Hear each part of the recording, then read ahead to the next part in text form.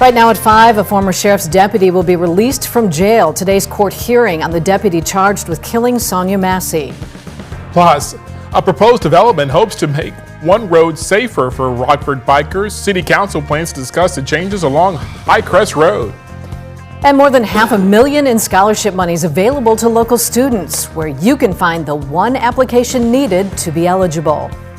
Live from WTVO 17, this is Eyewitness News at 5. Good evening, I'm Mimi Murphy. And I'm Wendell Edwards. We thank you for being here. Tonight, the former Sangamon County Sheriff's deputy charged with fatally shooting Sonia Massey will soon be released from jail. An appellate court ruled last week that his detention was improper. Today, a judge ordered he be released from custody while he awaits trial. A hearing's been set for Friday to determine the conditions of his release. Prosecutors plan to appeal the decision to the Illinois Supreme Court. They'll also file a motion to try and keep Grayson behind bars as the appeal process plays out.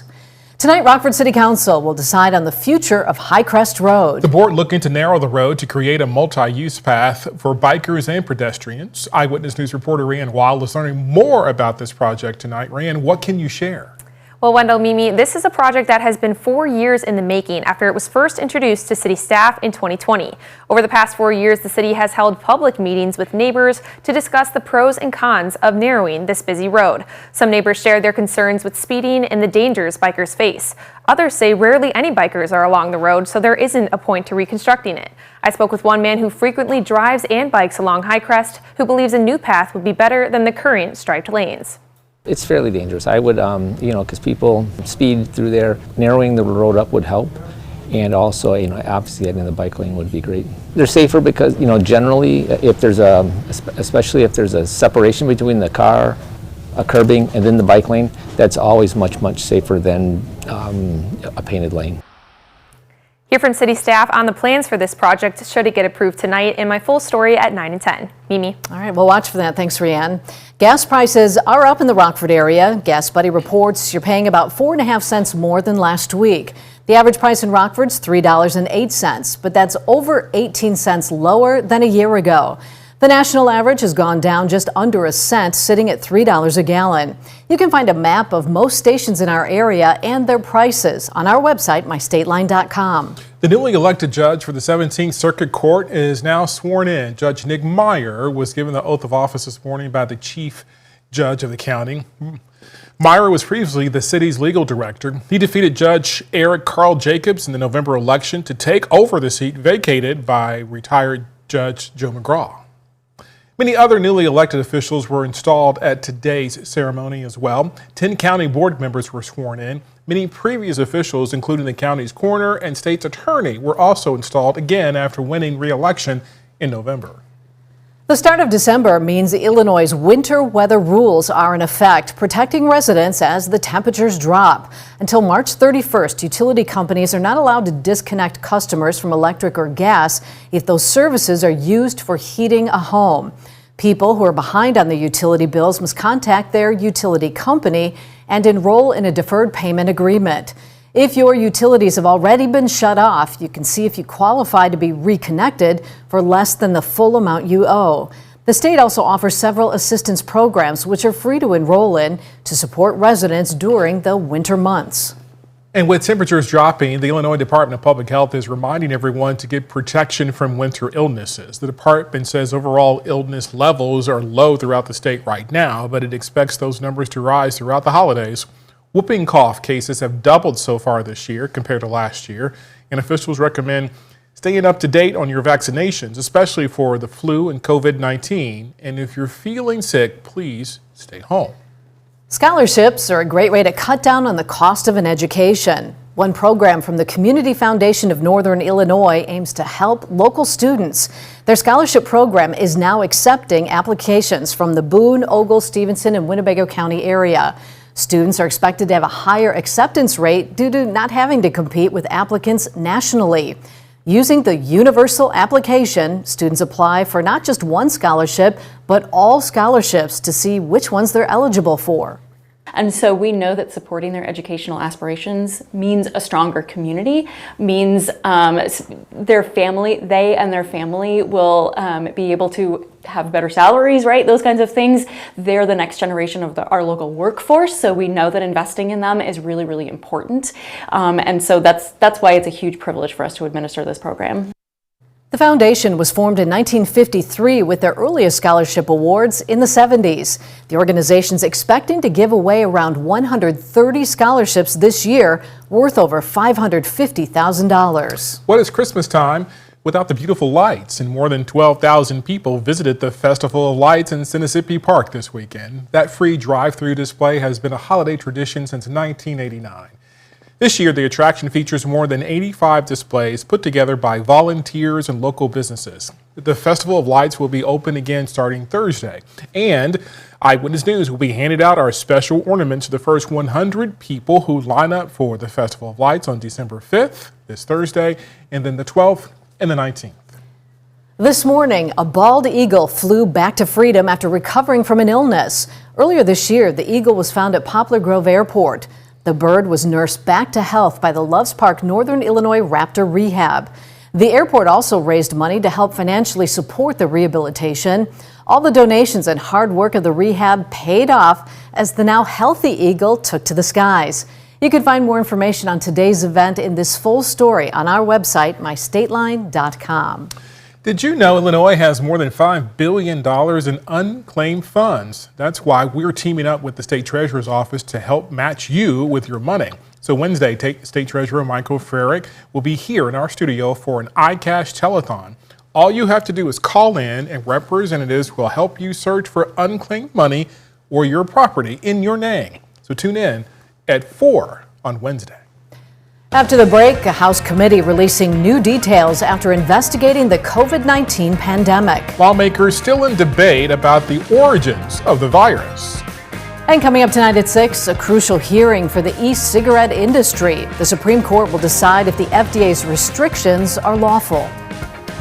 Temperatures stayed in the 20s again this afternoon, only warming to 25 degrees. Tomorrow we see the numbers climb, but it does come with a little more wind in the days to follow. More on our roller coaster temperatures this week. Coming up in the First Warn forecast a little later.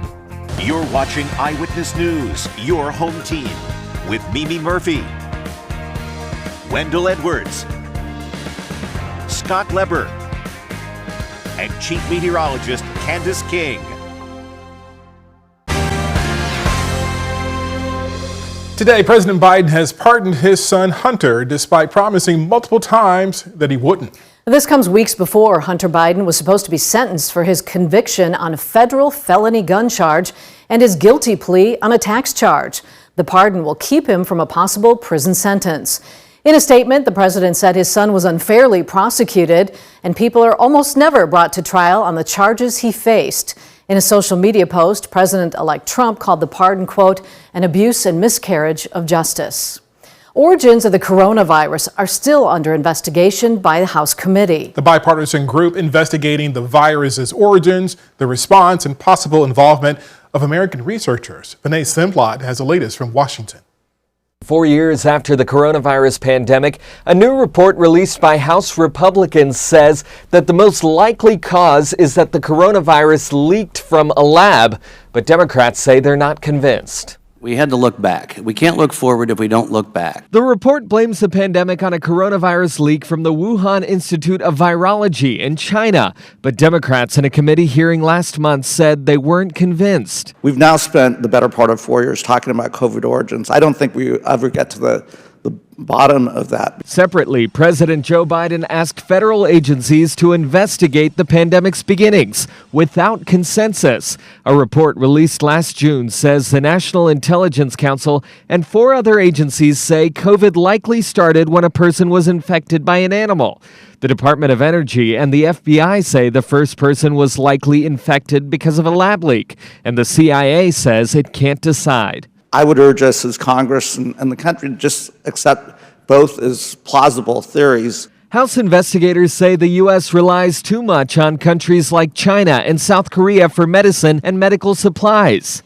the American people are very concerned about the government's response. Scientists from all over the world have looked into the origins of the coronavirus, and they say they may never know where it began. In Washington, I'm Vinay Simlot on your side. Here in the state line, it was a very cold day. Temperatures only getting into the 20s. Whew, that's just not Christian, right? Chief Meteorologist Candace King will let us know our outlook as we start this cold week. Her forecast is next.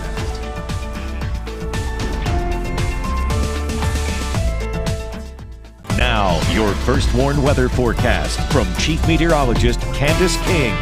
Well, you know, we had some cloud cover to start us off and some flurries and light snow showers for some to the south of us earlier today, but we've managed to clear our skies and really feel that chill here late this afternoon and evening. We take a live look with our Mercial SkyTrack camera overlooking downtown Rockford and the Rock River. You've got some ice there with the cold temperatures we've had as of late. Those numbers for the last 5 days, including today, staying in the 20s. 21 our temperature in Rockford, Rochelle, 22 in the Pretzel City, down to 19 right now in DeKalb, but when you factor in that light breeze, our wind chill numbers feel more like the low to mid-teens. Underneath a mostly clear sky for our weather watcher Terry this last hour, 22. Just a little bit of some very light snow earlier today.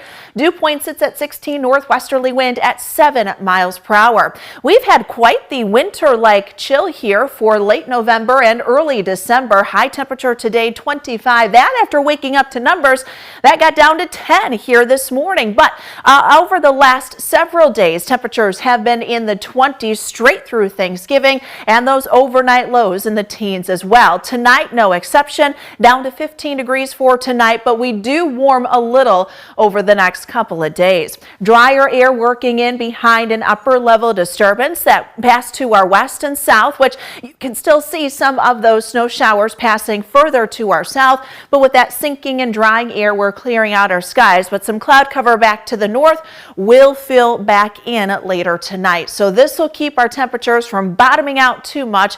We stay right around 15, 16 degrees here for the overnight. Now the wind will pick up a bit for tomorrow, first from the west and then shifting around to the southwest.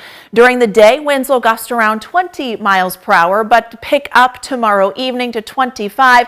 This will bring temperatures close to 30 for the afternoon. We'll keep them from dropping too far once we do get into the time heading into Tuesday into Wednesday. I forgot to put my pause points in again on Futurecast, but this is what we're looking at. We've got some sunshine for Tuesday. Cloud cover comes back in with the return of warm air going Tuesday night into Wednesday. This may lead to just a little drizzle there Tuesday night, so that'll be something we have to watch. The chance for that is low, but with the cold surface and road temperatures, if we do see any drizzle, even if it's a little bit, may see some freezing drizzle into early Wednesday, so we'll keep an eye on that. Wednesday, we've got cloud cover. 2 cold fronts come in on Wednesday. First one during the afternoon shifts our wind around to the west. Second one, that one's a doozy. That comes in Wednesday night, shifting winds back around to the northwest. Temperatures will drop, and then we end up with a few snow showers with the result of that. And notice that colder air coming in once that second cold front filters through. So from Wednesday, temperatures in the 30s, dropping into the teens Wednesday night. When you wake up Thursday morning, wind chills will be down in the single digits and below 0. So it'll be a cold start Thursday. So 30 for tomorrow, a little breezy during the afternoon, 25 Tuesday night. A couple of wind-whipped flurries, especially late in the day on Wednesday. 38 the high, then falling temperatures through the afternoon, down to 12 Wednesday night. But again, wind chills below 0 Thursday. Thursday, we're only up to 24. Windy for the first half of the day. We do clear things out. Then we've got a couple systems that'll work in for the weekend and kind of bring those temperatures back up closer to the 40s as we head into Saturday and Sunday. Thank you, Candace. Scott's next with sports. So the 2 leaders of the Chicago Bears explain what went into their decision to fire head coach Matt Eberflus and to turn to Thomas Brown.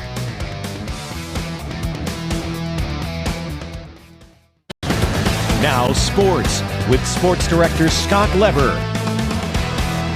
The Bears turned the page from Matt Eberflus to Thomas Brown on Friday. Today, team president Kevin Warren and general manager Ryan Poles explained their decision to reporters. Warren said Poles will lead the search for a permanent head coach, but he also will be a part of that process. Now, we will work in tandem. We will work closely We will work together on a daily basis to make sure that we bring the best person to the Chicago Bears as our permanent head football coach. You have our word on that. So I think we're going to lean on both of us and our entire organization and everyone in kind of that think tank and make sure that we make the best decision. For now, Thomas Brown is the interim head coach, and he could wind up being one of the candidates that Warren and polls consider for the permanent coaching job. I'm getting some calls already about the big Packers-Lions game this Thursday night. It will not be shown on Rockford Television. Prime Video has exclusive rights to that game. Only one TV station in Green Bay, one in Milwaukee, and one in Detroit will be allowed to show the game. Two of those stations are Fox stations. One is an NBC station. That does not make this game a Fox Network or NBC Network game. Don't let that fool you. You have to go to one of those cities or stream the game on Prime Video. Well, now that the high school football championships are in the books, three of our local teams can look back and say, hey, it took the eventual state champs to knock them out of the playoffs. Lombard-Montini won the 3A championship big. Montini edged Byron by 1 point in the second round. We all knew that game was for the true state championship. Nazareth Academy won in 5A. That's the team that knocked off Rochelle in the quarterfinals. And Chicago Mount Carmel won the 7A championship. Mount Carmel dominated Harlem in the opening round. You might have missed it over the weekend, but Saturday night, South Beloit senior basketball player Ross Robertson went off. He scored 51 points in the championship game of the Oregon Thanksgiving tournament. South Beloit still lost the game to Rockford Christian. Robertson's 51 points are the fourth highest total in state line history. Beloit Memorial's Rico Yarborough scored 61 a couple seasons ago. Boylan's Joe Tully scored 54 in 1999. Winnebago's Devin Baldwinkle scored 52 in 2005. He also scored 51 in another game, as did Harlem's Mike Hidden in 1987. So Robertson now also with 51 points in a single game. That's sports. We'll be right back. Our first Warren Interactive Radar brought to us by Rockford Glass and More. We see some sunshine tomorrow, but temperatures drop through the end of the week. Thanks, Candace. And thanks for joining us. We'll see you again at 6.